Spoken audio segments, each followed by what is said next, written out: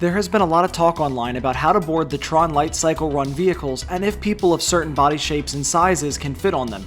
Rest assured, this video will give you a look at the seat mechanics and how best to fit and be comfortable. If you have ridden Flight of Passage, the Avatar-themed attraction at Disney's Animal Kingdom, you will have an idea on how these work, but they aren't exactly the same. These ride vehicles feature a restraint system that holds you on your back, as well as a leg pin system that sits behind your knee. There are also handles which you must pull towards yourself to lock the restraints in. At first, these seats will feel a little uncomfortable, but once you settle your body in, it gets much better. On the tester bikes, Disney offers their suggestions on how to best get in. It is simple: kneel on the leg rests. This will be the initial uncomfortable part. Then lean your body forward, letting your weight rest primarily on your chest.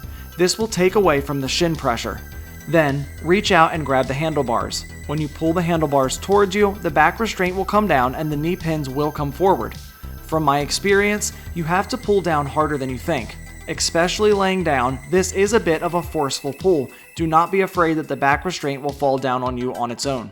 For those that have ridden so far, most say that their issue with the ride was the knee pin, not the back restraint. As you can see, the knee pin comes right to the leg rest, but depending on how you lay your body, you can give your legs much more room. For the back restraints, I noticed ample room for most riders. In fact, I was surprised as to how much room you can be given. This ride won't force you to lay down, and you can sit up more than I initially expected.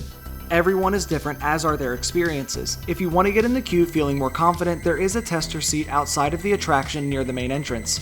Even if you don't worry about fitting right, this is a good spot for a family photo op or a spot to practice to make sure you feel comfortable for your ride.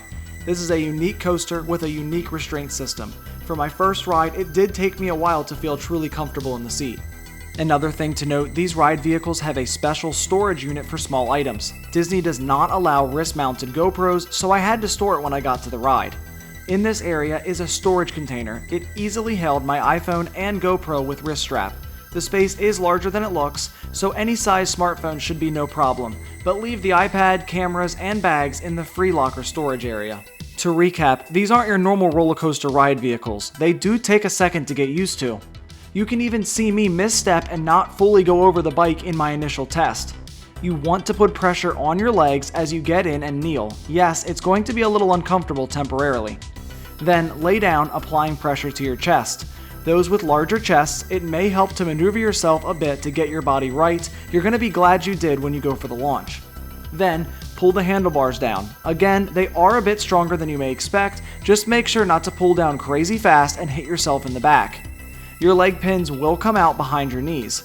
Moving your legs more forward will greatly improve the room you get, and it will add more weight to your chest and less on your shins. I noticed many people were able to ride once they situated themselves correctly. I cannot offer a solution for everyone, but I do want to give insight. I am 6'2", so for my specific height, I had no problem getting into the vehicle. As I said, it was initially uncomfortable, but don't feel like this is your only option. On some roller coaster trains, there is a back row accessible option. These seats are built like a standard lap restraint roller coaster, much like Guardians of the Galaxy Cosmic Rewind.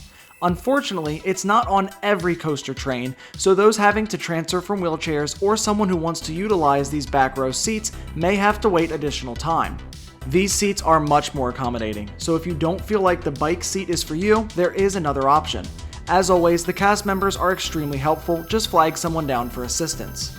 The internet likes to blow up over little details, and while yes, I do wish that every coaster train had these accommodating seats, I do believe that you don't need to be as stressed as you may think. I saw numerous people think they might not be able to ride at all. Instead, many were able to ride in the bike configuration, and anyone can ask to try the accommodating back row seats. I highly suggest trying the tester seats to get yourself acclimated to this vehicle.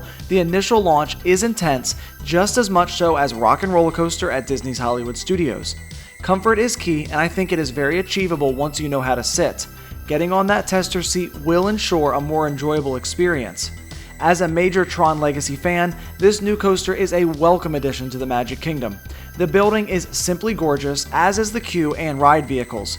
Get excited for Magic Kingdom's most intense ride, and I'll see you on the grid. You can head to attractionsmagazine.com to learn more about this roller coaster.